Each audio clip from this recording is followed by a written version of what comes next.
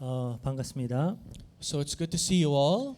우리 마태복음 18장 15절에서 20절까지 함께 봉독하도록 하겠습니다. Let's look at the scripture for today, Matthew 18 verses 15 to 20. 한 절씩 제가 읽습니다. Let's read it verse by verse.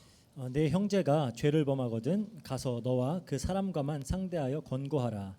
만일 들으면 내가 내 형제를 얻은 것이요. If your brother sins against you, go and tell him his fault between you and him alone. 만일 듣지 않거든 한두 사람을 데리고 가서 두세 증인의 입으로 말마다 확증하게 하라. If he listens to you, you have gained your brother. But if he does not listen, take one or two others along with you, that every charge may be established by the evidence of two or three witnesses. 만일 그들의 말도 듣지 않거든 교회의 말하고 교회의 말도 듣지 않거든 이방인과 세리와 같이 여기라. If he refuses to listen to them, tell it to the church. And if he refuses to listen even to the church, let him be to you as a Gentile and a tax collector. 진실로 너희에게 이르노니 무엇이든지 너희가 땅에서 매면 하늘에서도 매일 것이요 무엇이든지 땅에서 풀면 하늘에서도 풀리리라. Truly I say to you, whatever you bind on earth shall be bound in heaven, and whatever you loose on earth shall be loosed in heaven. 진실로 다시 너희에게 이르노니 너희 중에 두 사람이 땅에서 합심하여 무엇이든지 구하면 하늘에 계신 내 아버지께서 그들을 위하여 이루게 하시리라. Again I say to you, if two of you agree on earth about anything they ask, it will be done for them by my Father in heaven.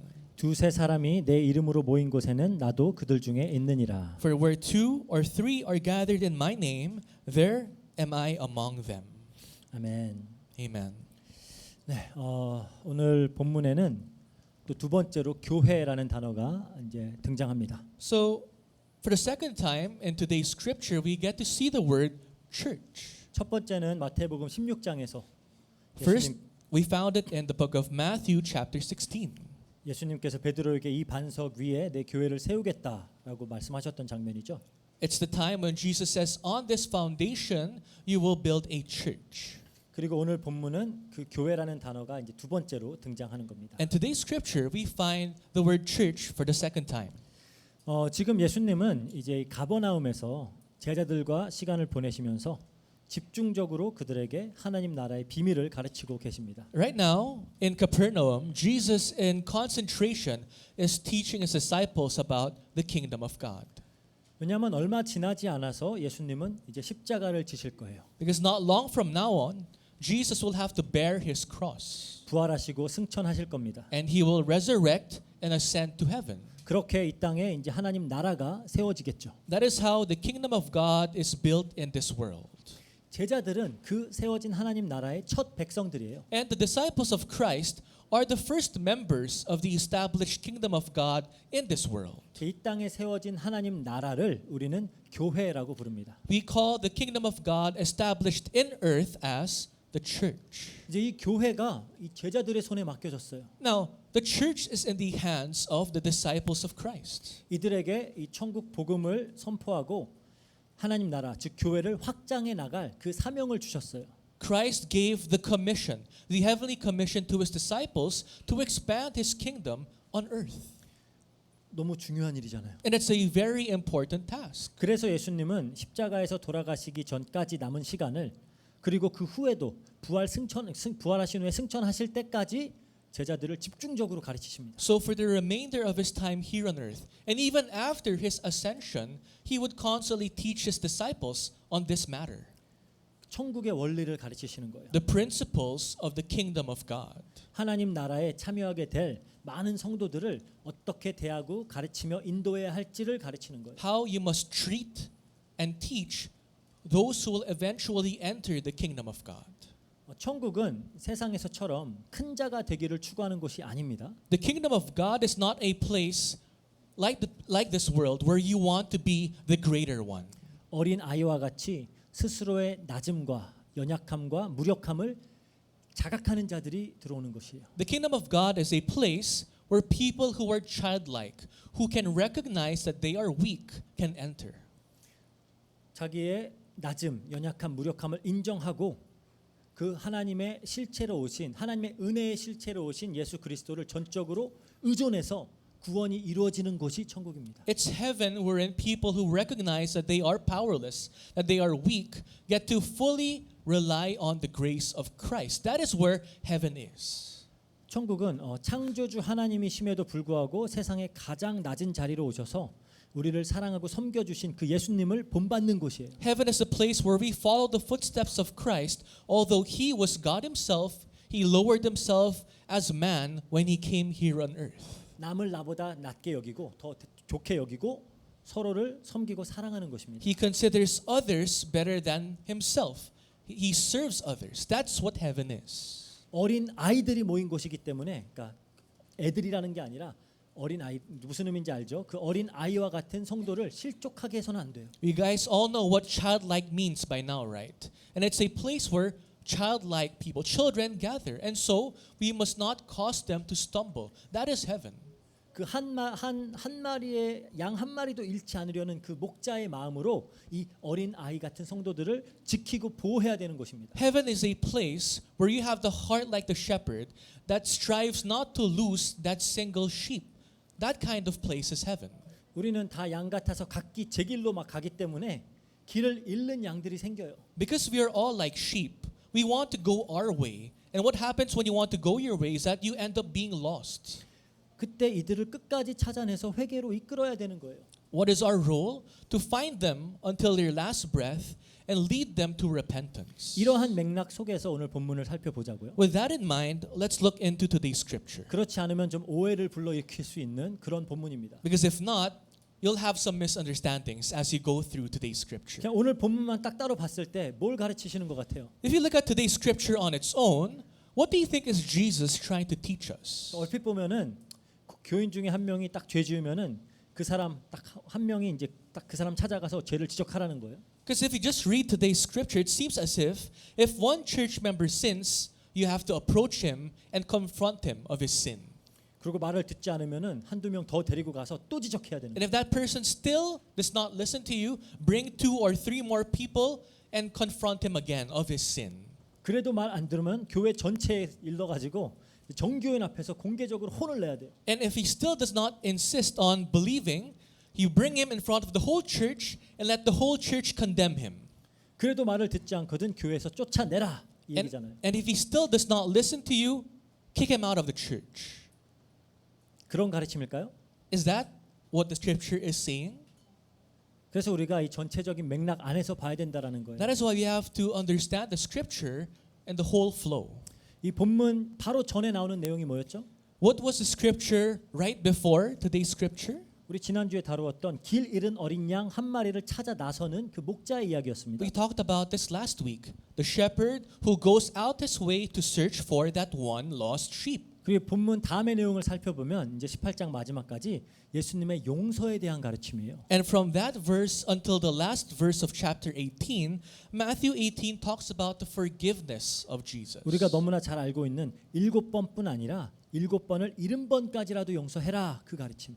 What does Jesus teach? Not only forgive them 7 times, but 70 times. 그리고 또 용서에 대한 비유가 등장하죠. And there are parables about forgiveness. 주인에게 10,000달란트라는 도저히 갚을 수 없는 빚을 탕감받은 자가 자신에게 100데나리온 빌린 그 빚진 동료를 용서하지 않아서 벌을 받게 되는 내용입니다. We know the parable of the unforgiving servant, wherein he was absolved of his debt, but he was unable to forgive someone who owed him money. 그러니까 지금 양 한 마리도 잃지 말아라라는 가르침과 7번을 70번씩이라도 용서해라라는 가르침 사이에 죄짓고 말 안 들으면 쫓아내.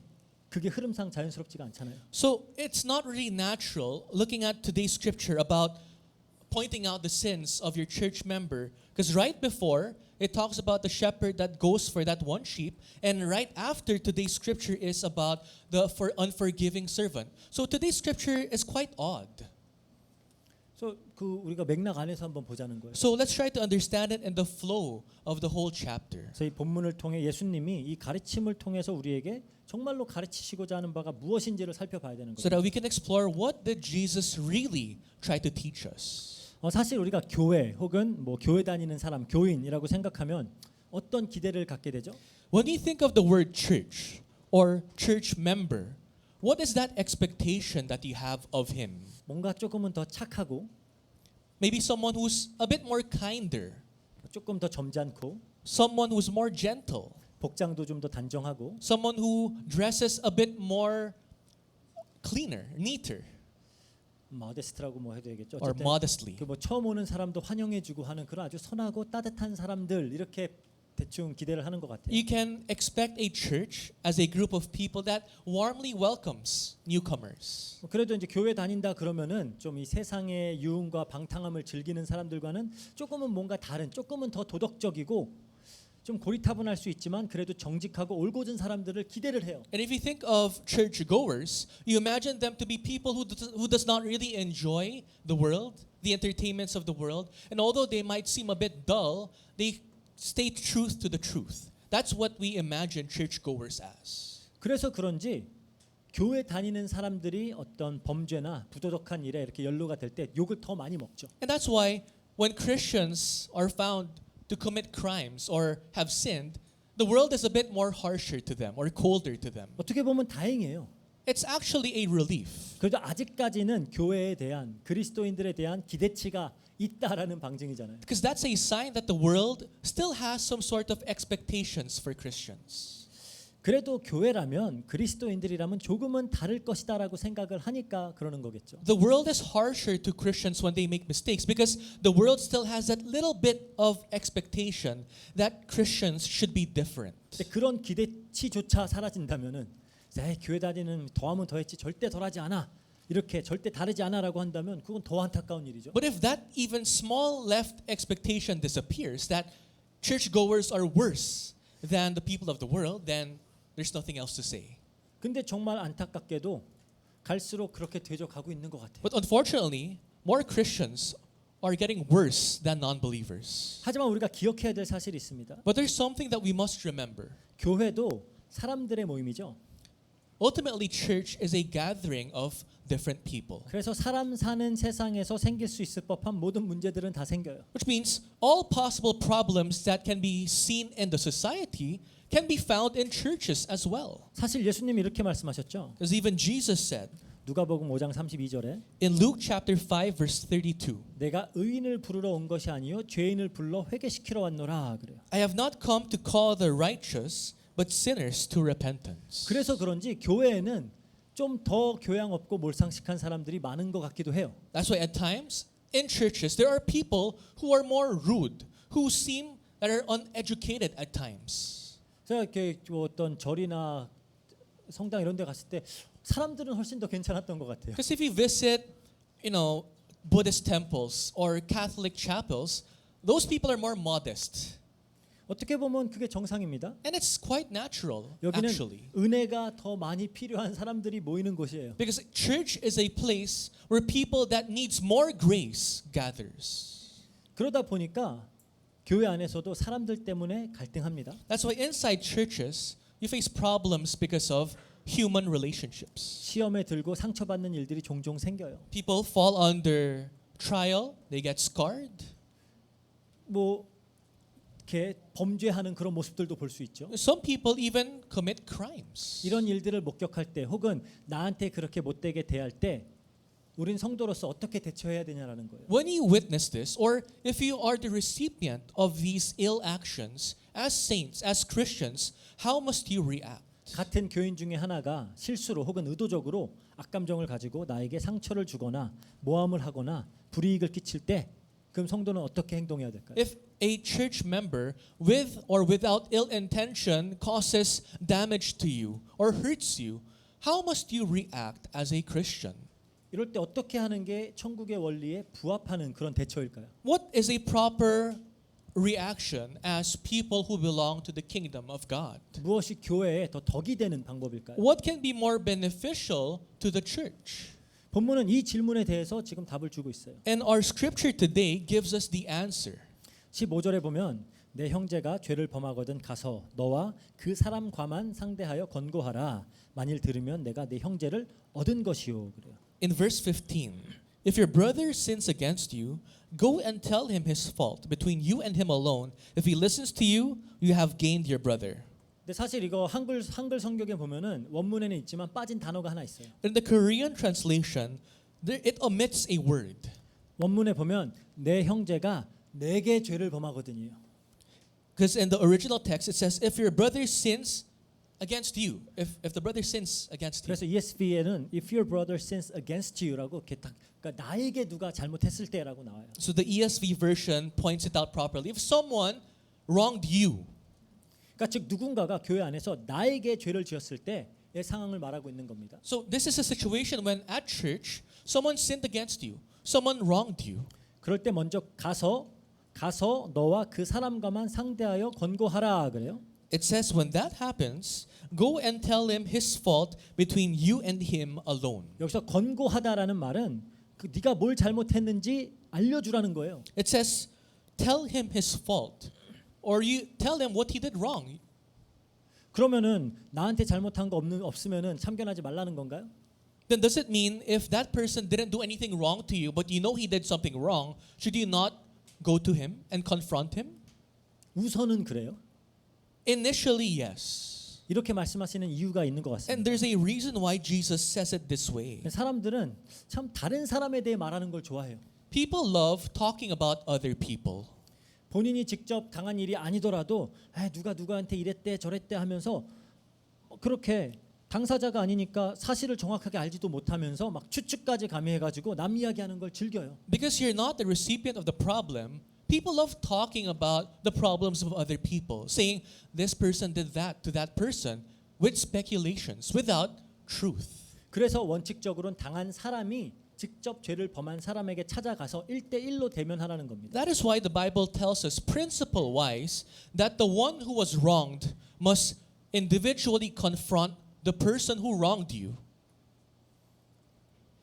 그럼 뭐 남의 일은 상관하지 말아라 이 얘기인가요? 라고 할 수도 있어요. Then you might say, then should I not care about people going through problems? Should I turn a blind eye against them? 하지만 또 기억해야 될 사실은 죄의 속성 자체가 누룩처럼 반죽 덩어리 전체로 퍼져요. You must remember that the trait of yeast is it spreads. 그러니까 처음에는 나한테 한 게 아닌데 그게 퍼져가지고 나 그리고 다른 사람들까지 영향을 준다는 거죠. Initially, that problem was not given to you, but that problem spreads to other church members as well. It affects other church members as well. 그래서 고린도전서 5장 9절에 그러죠. It says there in 1 Corinthians 5 verse 9.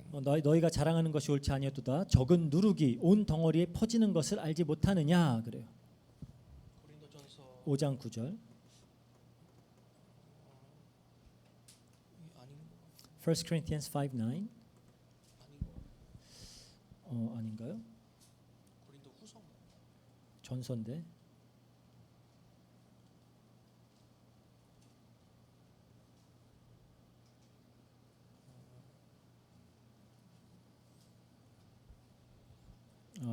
여기 보면은 이거는 그 6절입니다. 6절. 1 Corinthians 5, 6. 5 verse 6, sorry. 1 Corinthians 5 verse 6. It says, your boasting is not good. Do you not know that even a little leaven leavens the whole lump?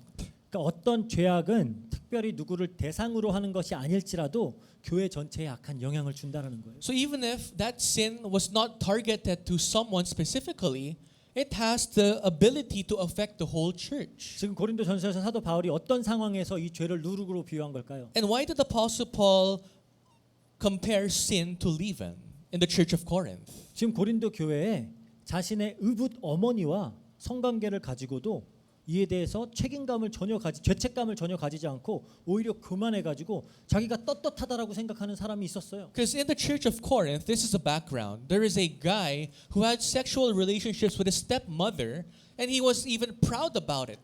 And that's why this had to be explained. 전혀 죄책감이 없어요. He had no guilt whatsoever. 아마도 이제 초대교회의 그 수많은 사도들이 여러 서신에서 경고했던 정말 은혜로 모든 것을 정당화하는 그런 태도를 가졌던 거예요. And this is the exact warnings of the apostles in the gospel letters. People who say that by grace they're saved so they can do everything. This exactly shows the ill effects.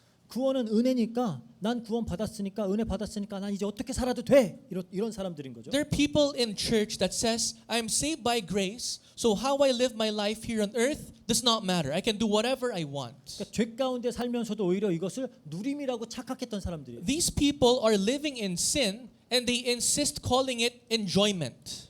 이러한 태도가 교회 안에 누룩처럼 악영향을 전체를 미쳤던 겁니다. And this characteristic is spreading like leaven inside the church and is affecting multitudes of people. 그러니까 많은 사람들이 시험에 들어요. So many people fell under tests. 어떤 이들은 그 모습을 보고 본인들도 이제 그런 모습을 답습하면서 같은 논리로 정당화시키려고 그래요. And what do other church members do? They learn, they apply it in their lives, and they make it as if it's common sense. 이럴 때 찾아가서 그것이 죄임을 하나님께서 미워하시는 행위임을 지적하고 말해 주라는 겁니다. When this happens, you have to approach that person and confront him, saying that that is sin in the eyes of God, and you must guide that person to the right place. 물론 그렇게 생각할 수도 있어요. You might think of it this way. 내가 당했을 경우에 그냥 덮고 넘어가지 뭐 그걸 따지고 들어 복잡해지게. You might say, okay, that person wronged me, but why should I complicate things? Maybe I'll just cover it up so nothing will happen. 아니면은 그냥 다음부터는 저런 사람하고 상종하지 말아야지 하고 그냥 피할 수도 있어요. Or you might say, maybe I'll just avoid that person, so I won't have to deal with him any longer. 그냥 죄를 범한 사람과는 직접 대면하지 않고 다른 사람한테 가서 그 사람을 험담할 수도 있어요. What happens is you do not directly confront the person who wronged you, but on the side you badmouth the person who wronged you. 내가 그 사람을 욕하려고 하는 게 아니라 너도 조심하라고 알려주는 거야. 뭐 이런 식으로 하겠죠. I'm not trying to badmouth him, but I'm just telling you to be careful of that guy. 혹은 남이 어떻게 살든 내가 상관할 바 아니잖아. 예수님도 판단하지 말라 그랬는데 그냥 모른 척하자. 이럴 수도 있어요. Or you might say, even Jesus said, don't mind the business of other people. What's the point of me minding their business? 아니면 내가 더 성숙한 사람이니까 그냥 마음으로 용서해주고 넘어가자라는 기특한 생각을 할 수도 있어요. Or you might be self-righteous, saying, no, maybe I'm the bigger person by forgiving him and just not talking about it anymore. 근데 예수님은 굳이 찾아가서 무슨 죄를 지었는지 그 죄를 지었는 사실조차 잘 인지하지 못한다면 죄를 지었다라고 알려주라는 거예요. But what does Jesus say? You must go to him personally and tell him of his sins. If he does not even know that he has sinned, tell him that he has sinned. 왜죠? But why? 사과 받아내려고? Just to receive his apology? 네 잘못 알고 반성하라고? Just to let him know the mistakes he has done so that he will be better? 예수님이 뭐라 그러시죠? What does Jesus say? 만일 들으면 내 형제를 얻은 것이요 그래요. If he listens to you, you have gained your brother. 형제를 얻기 위해서예요. To gain back your brother. 우리가 지난주에 길 잃은 한 마리 어린 양에 대해서 얘기했죠. We talked about that one lost sheep. 한 Last 형제나 자매가 죄 가운데 빠져 사는데 그걸 방치해 두는 건 그를 잃는 거예요. If you see that your brother and sister in Christ is living in sin and you don't do anything, that is losing your brother or sister. 그러니까 대면하는 것 자체가 불편하고 어색하고 괜한 참견이라는 생각이 들어도 그렇게 해야 하는 이유는 그를 얻어야 하기 때문입니다. Even if it's uncomfortable, even if it's taxing for you, it is the right thing to do for you to confront that person individually. 얻어야 되기 때문에. Because you have to win back your brother. You have to gain back your brother. 그를 회복시켜서 회개로 이끌어서 하나님 나라의 백성의 축복을 구원의 축복을 누리게 하기 위해서 그러는 거예요. So that he can restore who he truly is. So that he can be able to go back to the kingdom of God. 야고보서 5장 19절에서 20절에 이렇게 말합니다. It says there in James chapter 5 verses 19 to 20. 내 형제들아 너희 중에 미혹되어 진리를 떠난 자를 누가 돌아서게 하면 너희가 알 것은 죄인을 미혹된 길에서 돌아서게 하는 자가 그의 영혼을 사망에서 구원할 것이며 허다한 죄를 덮을 것임이라. My brothers, if anyone among you wanders from the truth and someone brings him back, let him know that whoever brings back a sinner from his wandering will save his soul from death and will cover a multitude of sins. 정말 사랑한다면은 얻어내야 되는 거예요, 다시. If you really love that person, you must gain him back from his state. 그래서 본문과 평행 구절인 누가복음 17장 3절에선 예수님이 이렇게 말씀하세요. That's why in today's scripture's parallel verse in Luke 17 verse 3, Jesus says, 너희는 스스로 조심하라. 만일 내 형제가 죄를 범하거든 경고하고 회개하거든 용서하라 그래요. Pay attention to yourselves. If your brother sins, rebuke him, and if he repents, forgive him.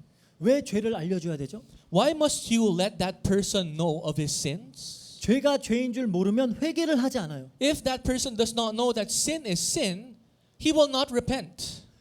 죄가 죄인 줄 모르면 자기가 구원이 필요한 자임을 깨닫지 못해요. If he does not know what sin is, he does not recognize that he needs salvation. 왜 성경이 그토록 정말 듣기 불편할 정도로 죄에 대해서 지적하고 가르칠까요? Why does the Bible point out sin to the point that it gets a bit uncomfortable? 회개하라고, For you to repent, 은혜를 구하라고. for you to seek grace. 그래야 구원받을 거 아니에요. That is how you can be saved. 죄인 줄 알면서도 마음이 완악해져서 인정하지 않고 스스로를 정당화할 수도 있습니다. People can have a hardened heart, wherein even if you know that what you're doing is sin, you still stay in sin. 사람은 누구나 나의 죄에 대해 남의 죄에 대해서는 엄격하지만 자신의 죄에 있어서는 관대해요. People are so strict with the sins of other people, but are so tolerant. tolerant of their own sin. 우리 죄악의 속성이 그래요. That is the nature of our sin. 그러니까 알려줘야 되는 겁니다. So your role is to let that person know of his sin. 내가 했을 땐 괜찮다고 생각하거든요. Because when you commit the same sin, you think it's okay. 그게 죄임을 알려줘야 되는 거예요. So let him know that what he is doing is sin. 그 죄 때문에 하나님을 떠나게 되었음을 알려줘야 되는 거예요. Know that because of the sin that you have committed, you left God. 그 죄 때문에 사탄의 종로로 타고 있음을 알려줘야 되는 Let 거예요. him know that because of the sins that you're doing right now, you are under the forces of Satan. 그 죄 때문에 영원한 사망과 멸망이 임할 것임을 알려줘야 되는 You must 거예요. know that because of your sin, impending eternal judgment and death awaits you. 그래야 회개하고 구원받을 거 아니에요. That is how that person can repent, which will lead them to salvation. 지금 우리가 사는 시대가 어때요? But what is the age that we live in now? 어떻게 해서든지 이 죄라는 개념 자체를 없애버리려고 하고 있어요. The world is doing its best to remove the whole identity, the definition of sin. 그냥 멋대로 하고 싶은 대로 하고 살되 남에게 피해만 안 주면 된다라고 생각해요. What the world says is do whatever you want until the point that you will not affect other people. 그러니까 하나님 앞에 선다라는 그 개념 자체가 없어요. So in the world, there's no definition of standing before God. 심지어 옳고 그름, 선과 악이라는 기준 자체가 존재하지 않는다라고 가르쳐요. In the world teaches that there's no right thing, there's no wrong thing. 그래서 요즘 보세요. 어떠한 그 거대 담론 속에서도 죄라는 주제가 등장하질 않아요. That's why none of the teachings of the world talks about sin nowadays. 인류학에도 사회학에도 심리학에도 그러니까 인간과 인간 사회에 대한 연구고 이해하는 건데 죄라는 단어 눈 씻고 찾아봐도 없어요. Even in any scholarly learnings of humanities like sociology, psychology, it's all about studying humans, but it never talks about sin. 어떻게 죄를 이해하지 못하고 인간과 인간 사회를 이해할 수 있겠어요? How can you understand mankind and civilization without understanding sin? 지금 이러한 어떤 사회적인 흐름과 급격히 줄어드는 교회와 그 기독교 인구가 절대 무관하지 않습니다. And that's why there is direct correlation between the lessening number of churches and the current state of this age. 죄를 죄라고 생각하지 않으니까 회개도 필요 없고 은혜도 필요 없고 구원도 필요 없는 거예요. Because people do not consider sin as sin, they don't need repentance, they don't need grace, they don't need salvation. 그래서 죄 가운데 빠져 길 잃은 어린 양과 같이 방황하고 있는 형제와 자매를 얻기 위해서 굳이 찾아가서 1대1로 대면하고 알려주라는 겁니다. So to gain back your brother and sister who does not even know that what they're doing is sin, go back to him, confront him even if it's uncomfortable. 이게 그렇구나라고 하지만 실천하기 힘들죠. You can say, yes, but it's hard to take it into action in real life. 초대교회 때는 이 가르침을 정말로 실천하고 있었음을 알 수 있어요. But we can know very well that in the early churches, they really took this into action. 갈라디아서에 보면은 이제 교회에서 그 이방인들과 함께 앉아서 식사를 하던 베드로가 이제 야고보가 보낸 그 유대인 그리스도인들이 들어오는 모습을 보고는 이방인과 이렇게 거리를 두는 행동을 합니다. In the book of Galatians, you would see that Peter was actually dining with Gentiles. And when the people that James sent entered the room, he started distancing himself from the Gentiles. 그 모습을 봤던 바울이 바로 거기서 베드로를 지적해요. And Paul, who saw what Peter did, immediately confronts Peter. 이 죄가 누룩 같다라는 게 그 모습을 보고 바나바도 베드로의 모습을 보고 비슷하게 행동하고 있었다 그래요. The Bible says that sin is like leaven. It spreads. Because what happened is Barnabas, who saw Peter act that way, acted the same way against Gentiles. 그래서 바울이 율법이 아닌 믿음으로 구원을 받은 자들은 그렇게 행동해서 안 된다라고 거기서 지적을 했어요. And that's why Apostle Paul on the spot says, if you were saved by grace, not by the laws, you cannot act that way. 베드로 예수님 수제자인데 But remember, Peter was one of the main core disciples of Christ. 아직까지 바울은 좀 쭈구리인데 And at least then, Apostle Paul was not yet the great Apostle Paul. He was just like one of those nobodies. 너무 건방진 행위일 수도 있잖아요. Wasn't he too arrogant to confront the great Apostle Peter? 근데 이 사건 때문에 그럼 바울과 베드로의 관계가 틀어졌을까요? But after Paul confronted Peter, did their relationship break apart? 아니에요. No. 베드로 후서에 보면은 베드로는 바울을 우리가 사랑하는 형제다라고 칭해요. In 2 Peter, Peter addresses Paul as his beloved brother. 즉 이 사건을 통해서 바울이 베드로를 지적했기 때문에 베드로를 회개로 이끌었던 겁니다. Which means because Apostle Paul confronted Peter and led him to repentance, that's how Peter became the man who is. 근데 우리가 이렇게 하려고 할 때 좀 뭔가 가르치려고 하는 태도로 할 수가 있어요. But whenever we try to confront people, you might have the attitude of wanting to teach them. 혹은 나는 더 의로와라는 그걸 증명하려고 나는 너와는 달라 그런 태도로 이렇게 지적을 할 수도 있어요. Or you usually confront someone when you want to prove to that person that you're better than him. 그건 안 된다는 거예요. But that's the wrong way, wrong approach. 온유한 심령으로 해야 된다라고 바울 사도가 얘기하고 있어요. Apostle Paul says you have to do this with meekness. 갈라디아서 6장 1절 2절입니다. In Galatians 6 verses 1 to 2, it says, 형제들아 사람이 만일 무슨 범죄한 일이 드러나거든 신령한 너희는 온유한 심령으로 그러한 자를 바로 잡고 너 자신을 살펴보아 너도 시험을 받을까 두려워하라. 너희가 짐을 서로 지라. 그리하면 그리스도의 법을 성취하리라 그래요.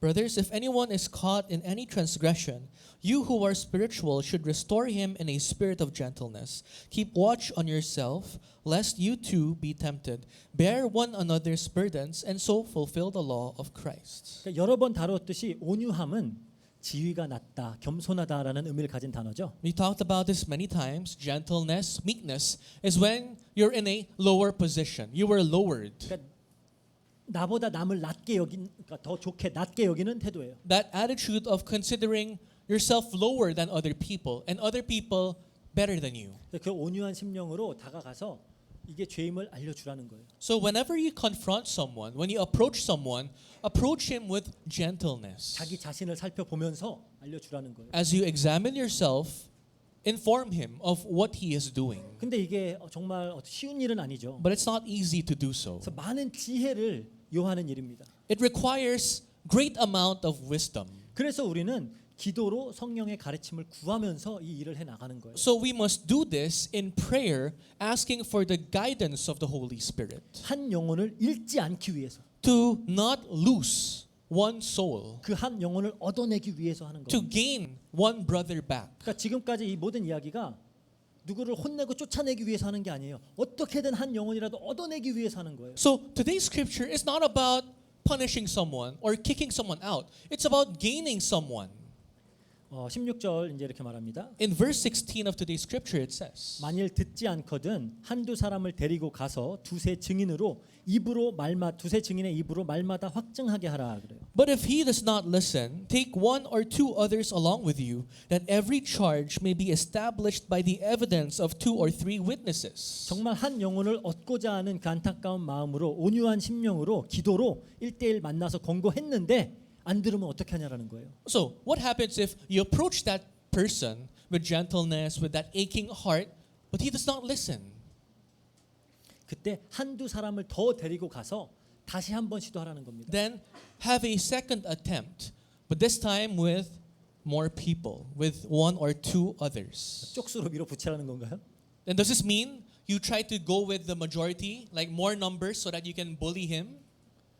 아닙니다. No. 이건 오히려 그 죄 지은 사람을 보호하기 위한 장치예요. This actually is a safety method to protect the person who has sinned. 왜냐하면 1대1로 대면했을 때는 권고하는 자가 자기 생각과 느낌을 근거로 죄를 지적하면서 이야기할 수가 있어요. Because whenever someone approaches someone one to one personally, the one who condemns the other person usually has an emotional approach to the sin of the person. 그 자기 생각대로 이해할 수가 있죠. He understands what that person did according to his own understanding. 그러니까 정말 그 상대방이 죄를 범한 그 형제나 자매가 처한 상황이나 죄를 범하게 된 경위를 자세히 모르면서 일방적인 이해에 근거해서 말할 수 있다라는 겁니다. So without actually knowing all the full details, one-sidedly, you may approach that person whenever you confront him. 이런 경우에는 죄를 지은 사람도 더 방어적인 태도를 취하게 되겠죠. When that happens, the one who actually sinned will be more defensive. 그리고 더 많은 오해가 생겨납니다. And then more misunderstandings and conflicts will rise from then. 그래서 증인들을 데리고 가라는 거예요. That is why you must bring along with you witnesses. 그 증인들이 양쪽 이야기를 모두 듣고 더 객관적으로 편견 없이 사건을 파악할 수 있도록 하라는 거예요. So that the other two witnesses will have a non-biased understanding of the whole situation. 그래서 오해의 소지를 없애고 혹은 줄일 수 있는 겁니다. To lessen any misunderstandings. 여기 두세 증인의 입으로 말마다 확증하게 하라 그러죠. It says that every charge may be established by the evidence of 2 or 3 witnesses. 이 말의 의미는 죄를 범한 형제에게 권고할 때 하는 모든 말, 그러니까 당신이 이런 부분에서 잘못하고 죄를 지었습니다라고 할 때 그 말이 사실인지 오해나 편견에 의한 주장이 아닌지를 정확하게 파악하고 말하라는 거예요. Which means you have to go through all the details of the person confronting the one who has sinned. Is what you said accurate? So you have to go and check all of those evidences. 마치 법정에서 검사가 피고를 기소할 때 증인들을 세우죠. Just like how in the court, the prosecutor has witnesses. 그래서 그 모든 기소가 정말 사실에 근거한 것인지를 확인하는 그런 절차 같은 거예요. You have to go through this process to fact check everything if all the evidences submitted were actually true.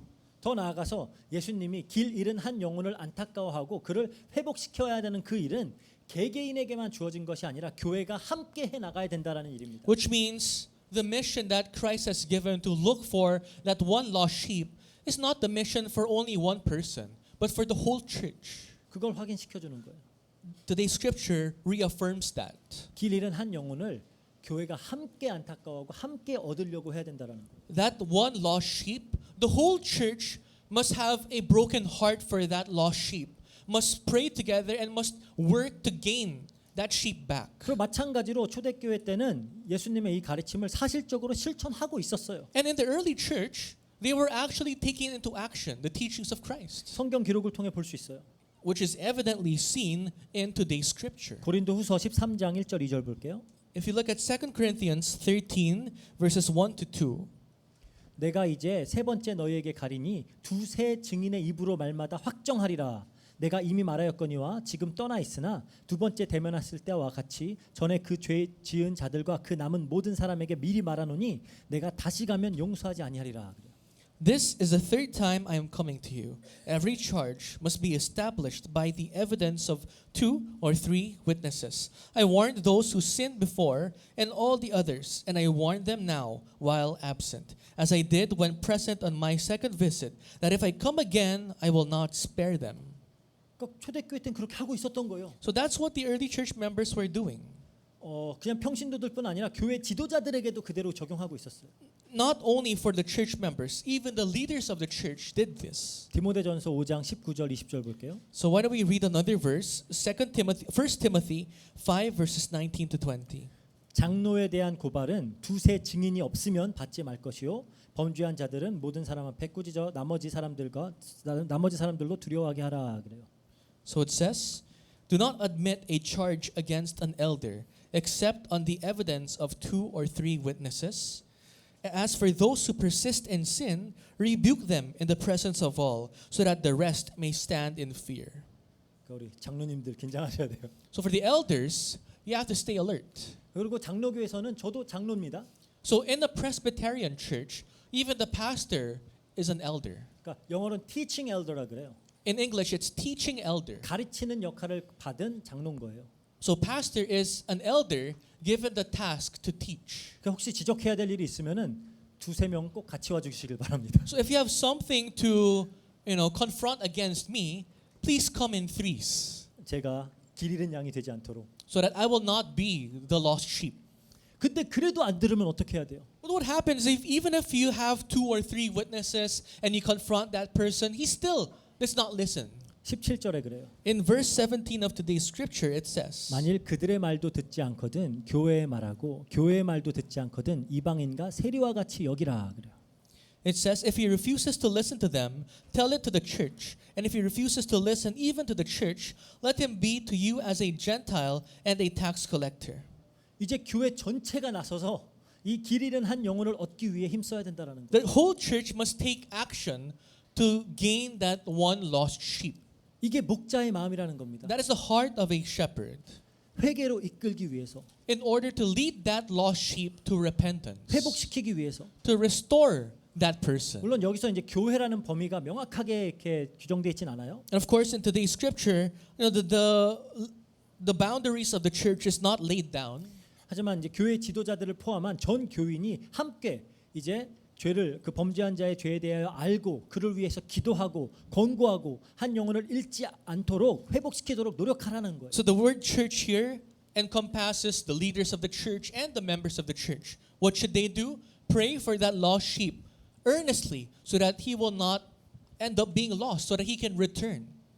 하지만 범죄한 자가 마음이 완악하여서 끝까지 회개하지 않을 수도 있어요.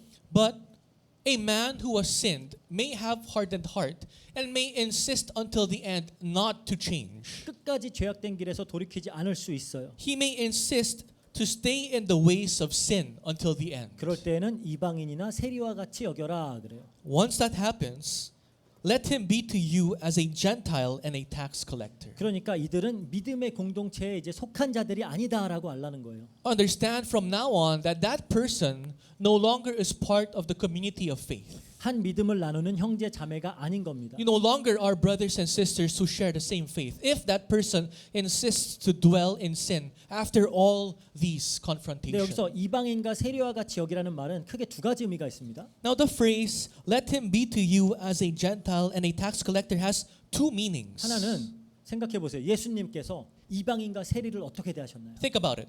First of all, how did Jesus treat the tax collectors and Gentiles? 늘 그들을 찾아가셨죠. He always approached them first. 그들과 함께 먹으시고요. He ate with them. 그들에게 천국 복음을 선포하고요. He proclaimed the gospel of the kingdom of God. 어떻게든 이들을 하나님의 나라로 초대하기 위해서 힘을 쓰셨습니다. He struggled and strived to invite them to the kingdom of God. 그래서 이 글을 쓴 마태도 세리였다가 예수님의 초대에 응해서 하나님 나라의 백성이 됐던 자예요. Remember, the author of today's scripture was a tax collector, and he responded to the invitation of Jesus to kingdom of God. 그러니까 끝까지 듣지 않았다라는 말은 이 사람은 성도가 아니구나 그걸 알되 계속해서 이들의 구원을 위해서 기도하고 기회가 되는 대로 복음을 전하면서 하나님 나라로 초청하라는 겁니다. Which means, if that person refuses to listen, understand that that person does not belong to the church, but continue praying for him. Continue reaching out to him so that he can one day have the chance to enter the kingdom of God. 우리가 불신자들에게 복음 전하듯이 그렇게 하라는 거예요. Just as if you share the gospel to non-believers. Treat him the same way. 또 다른 의미로는 정말 이들을 교회에서 쫓아내고 함께 교류하지 말라라는 거예요. But the second meaning is to remove them from the church.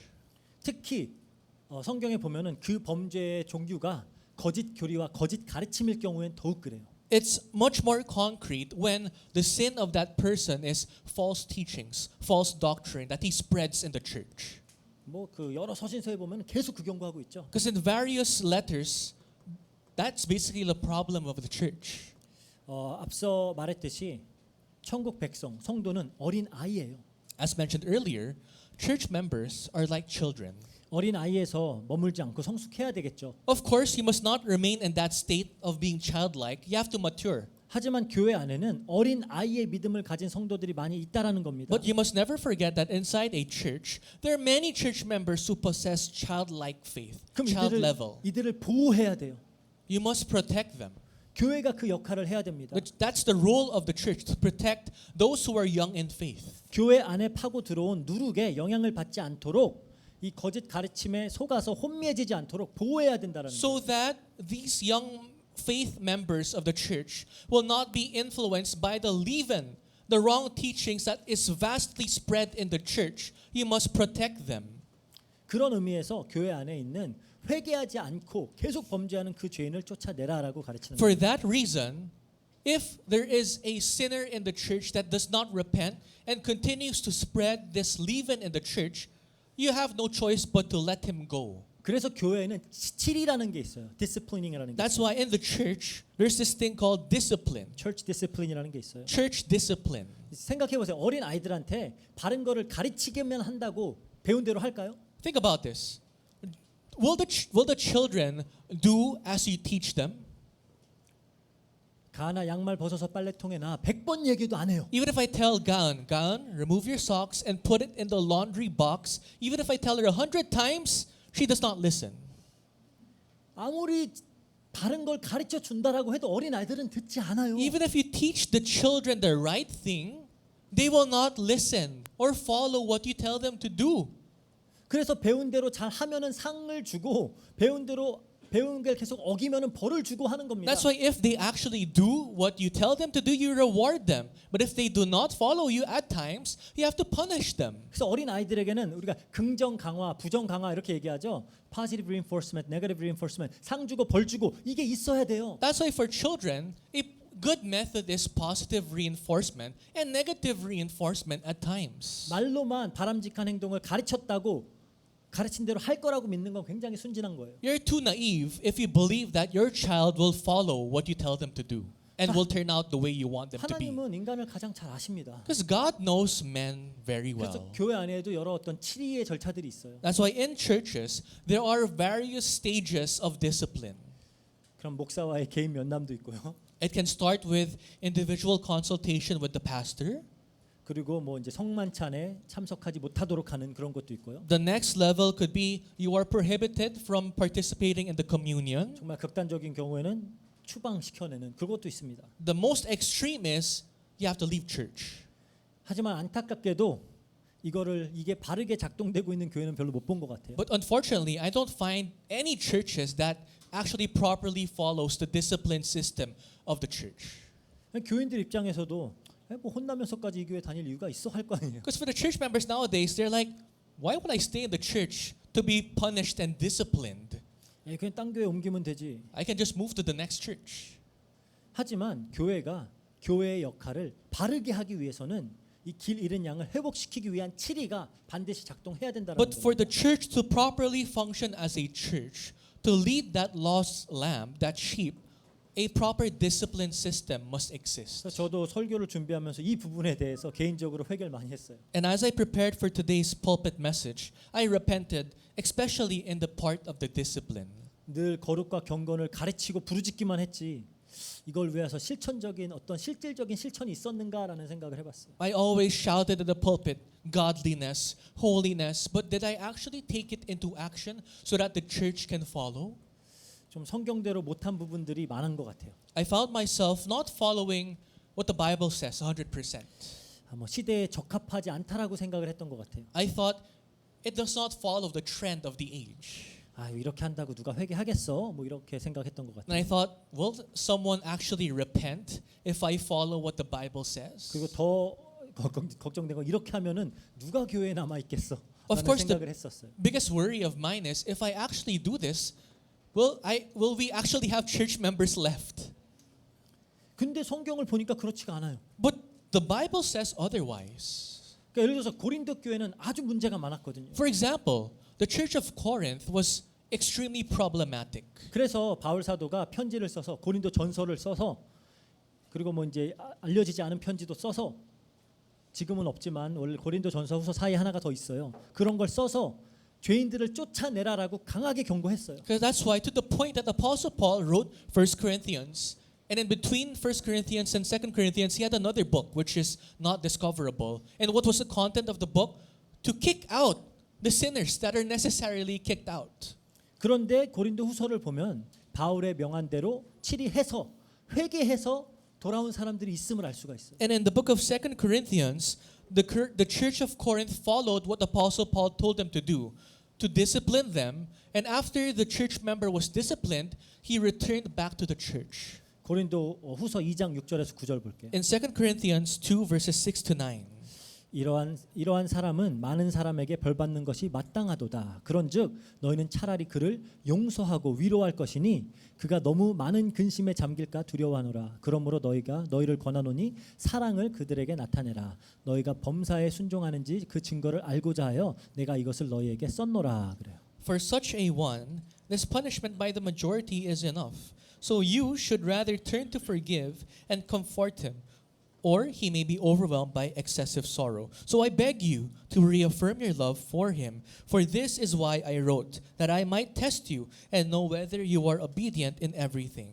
그러니까 뭐 그 의붓어머니와 그런 성관계를 맺었던 그 사람인지 누군지 모르겠지만 어쨌든 사도 바울이 시킨 대로 교회에서 치리한 거예요. I don't know if this message was directed towards the guy who had immoral relationships with his stepmother, but anyways, this person was disciplined and he got back to his senses. 그런데 진짜 회개하고 돌아온 겁니다. He really repented and returned back to the church. 그러니까 이제 용서하고 위로해 줘라. So Apostle Paul says, forgive him and comfort him, 너무 많은 근심에 쌓이지 않도록 이제 돌봐줘라라고 하는 so 거예요. that he will not be alone in his sorrow, excessive sorrow. Comfort him. 그러니까 정말 이렇게 했는데 회개하고 돌아오는 사람들이 있었어요. So there are certain people who were disciplined, who repented after and returned back to the church. 그래서 그들을 용서하고 위로하고 사랑으로 대하라고 명한 겁니다. That's why Apostle Paul commanded the church of Corinth, after they have returned, forgive them, comfort them. 심지어 성경에는 강력한 치리 이후에 교회가 크게 부흥한 기록도 있어요. In the Bible, there are records wherein after harsh discipline, the church actually had growth in the church. 사도행전 5장에 보면 아나니아와 삽비라 이야기가 등장합니다. You know, in the book of Acts, Ananias and Sapphira, the couple, 다들 잘 아는 얘기죠. you know the couple very well. 자신들의 소유, 그러니까 자신 땅을 팔아서 모두 하나님께 드리겠다라고 공개적으로 말을 했어요. This couple publicly told the church that they will sell their land to give it as an offering to the church. 근데 다 드리지 않고 조금 챙겼어요. But what they did was they did not give the 100%. They kind of kept some aside.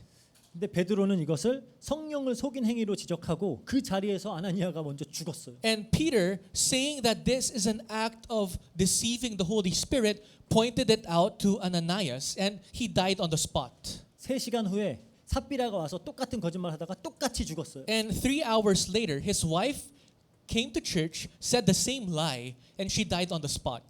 되게 신기한 게 예배가 3시간을 넘었나 봐요.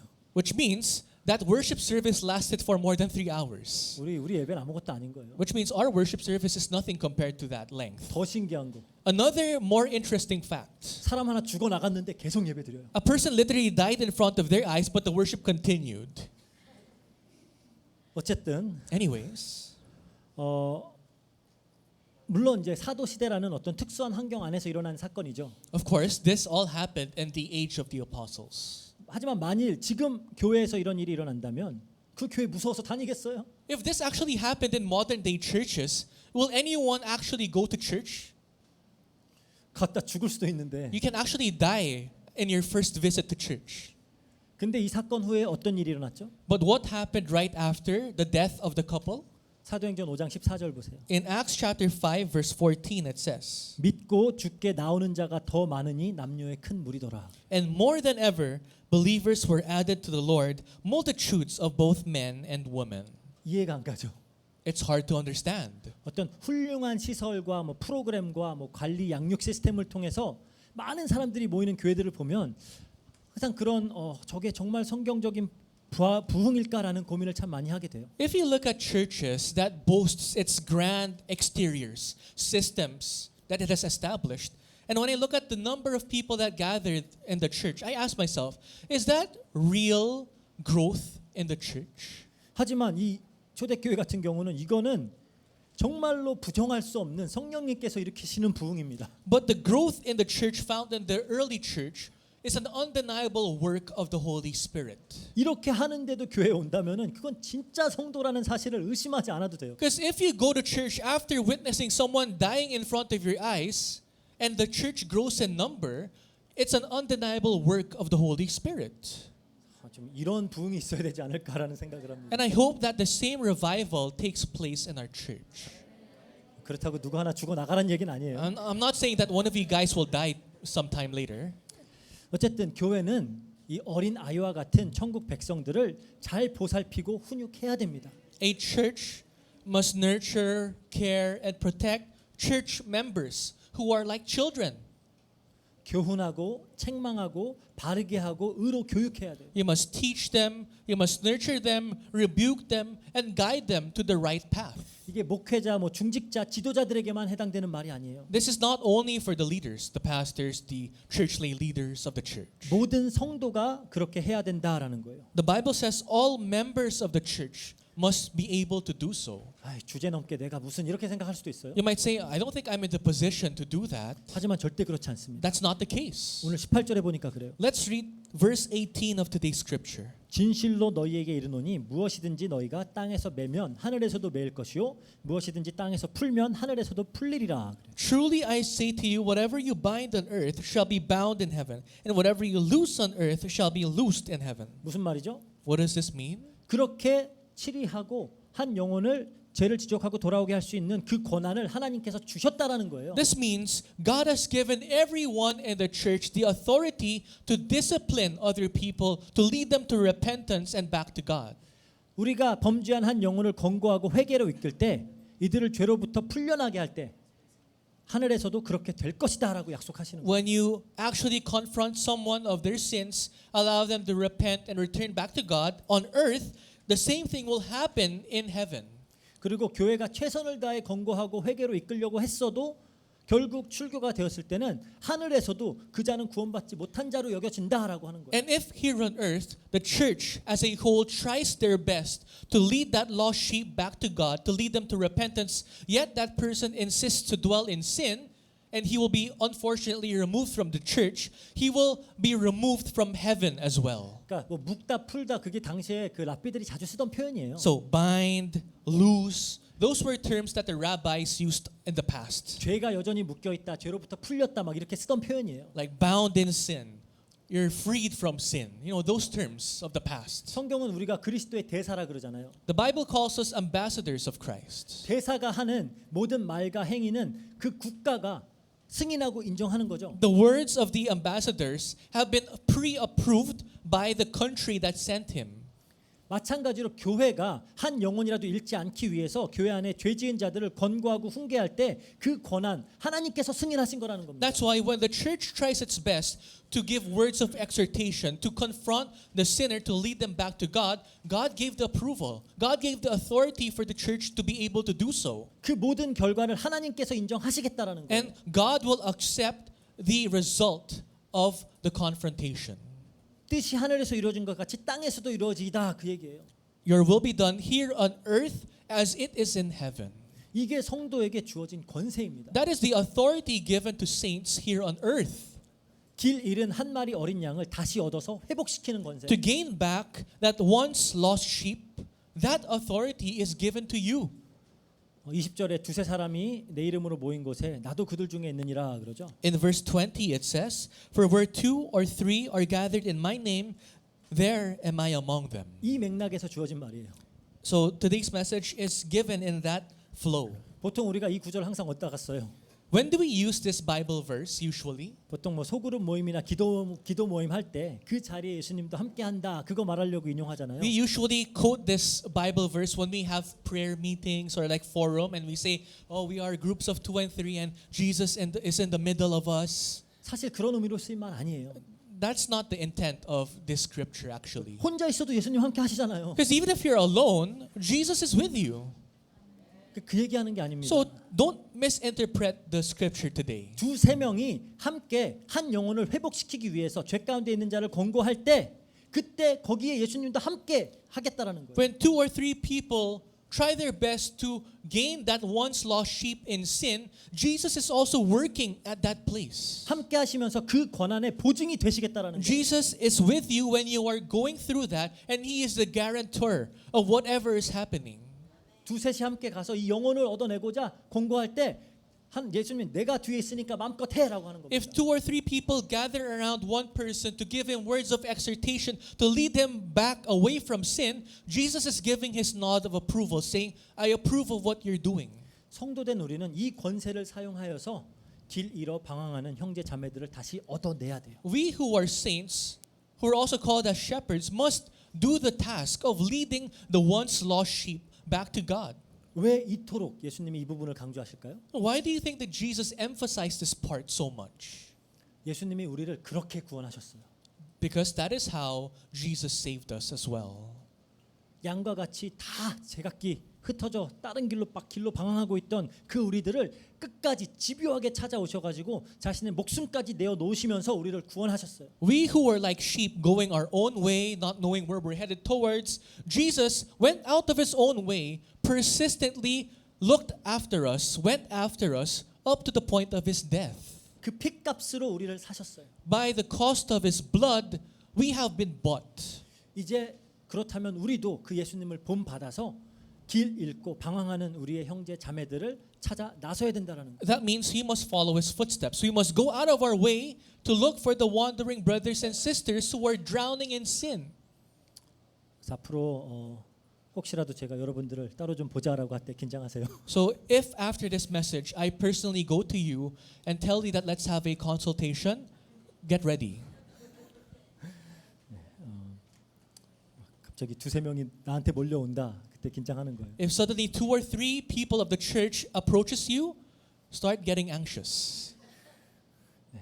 우리가 이 권세를 사용해서 정말 많은 길 잃은 형제 자매들을 얻어내는 그런 우리 필리핀 안디옥 교회가 되었으면 좋겠습니다. I pray that the Philippine Antioch Church members actually uses this authority given by God in the right way. 함께 기도하도록 하겠습니다. Let's end in prayer. 사랑과 은혜가 풍성하신 하나님 감사합니다. Father God, full of love and grace, we thank you.